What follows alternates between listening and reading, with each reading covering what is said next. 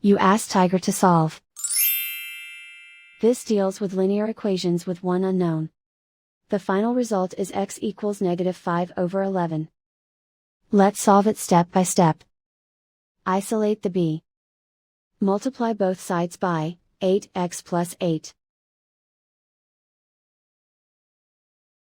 Expand the parentheses.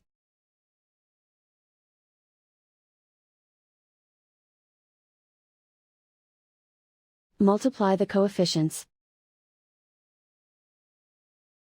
Simplify the arithmetic. Group like terms. Simplify the arithmetic.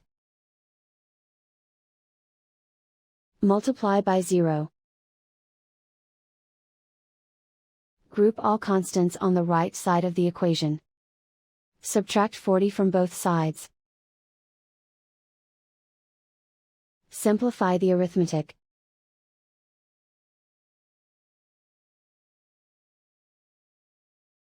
Isolate the b. Divide both sides by 88. Simplify the fraction. Find the greatest common factor of the numerator and denominator. Factor out and cancel the greatest common factor. And so the final result is x equals -5/11.